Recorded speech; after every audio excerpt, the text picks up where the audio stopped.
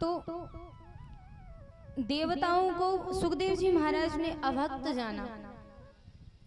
अमृत का कलश वे लेके आए हैं और आदान प्रदान कर रहे हैं भागवत जी से। आप बताइए महाराज कि भागवत का कोई मूल्य है क्या? इसका कोई मूल्य है? 5 लाख 10 लाख 1 लाख अमृत का कलश, सोना चांदी बेच सकते हैं, इसको नहीं बेचा जा सकता। सुखदेव जी महाराज ने उनसे कहा कि आप अभक्त हैं, भक्तों के लक्षण ऐसे नहीं होते महाराज। आप सौदागर बन के आए हैं और कहाँ कांच का टुकड़ा और कहाँ हमारी बहुमूल्य मणि। आदान प्रदान करें भी तो कैसे करें? आप लेने देने की बात कर रहे हैं तो कैसे करें? हमारे पास तो बहुमूल्य मणि है और आपके पास कांच का टुकड़ा है। कांच का टुकड़ा किसे बता दिया? यहाँ अमृत के कलश को। रास्ते में कोई कांच का टुकड़ा पड़ा रहता है, उसके समान उसकी महिमा बताइए कि जैसे कांच का टुकड़ा होता है ऐसे ही आपका ये अमृत का कलश है। हमारी दृष्टि में भागवत जी का कोई मूल्य नहीं है, हमारे पास बहुमूल्य मणि है भागवत। आप भगवत प्रेमी नहीं बनकर आए, आप सौदागर बनकर आए हैं। प्रेम पूर्वक आप कथा सुनने आते तो हम आपको अवश्य कथा सुनाते, लेकिन आप तो सौदागर बन के आए हैं। भागवत जी के बदले अमृत का कलश लेने देने की बात कर रहे हैं। कथा भगवत प्रेमियों को सुनाई जाती है, भक्तों को नहीं।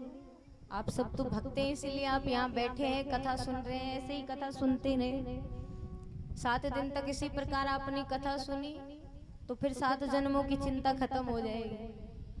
बोलिए नंद नंदन भगवान की। देवताओं को बड़ा ही क्रोध आया। पूर्व काल में श्रीमद् भागवत के श्रवण मात्र से, सुनने मात्र से राजा परीक्षित को मुक्ति प्राप्त हो गई थी।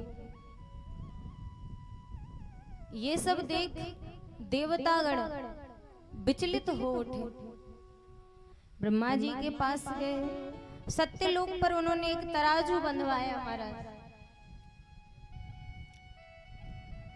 तराजू के एक पलड़े में भागवत जी और दूसरे पलड़े में स्वर्ग के जितने भी सुख थे उनको रखवा दिया।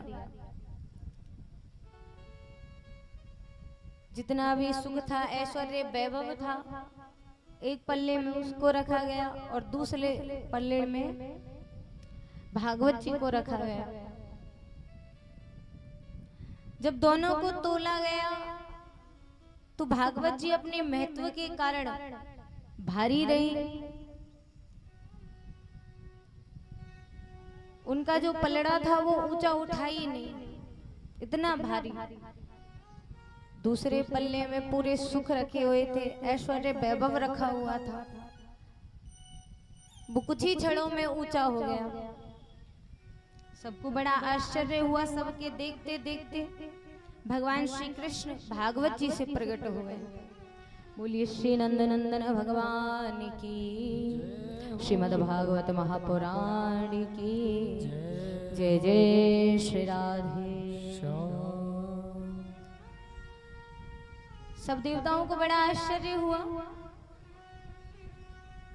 कि भागवत जी से भगवान कृष्ण कैसे प्रकट हो सकते हैं, कैसे संभव है।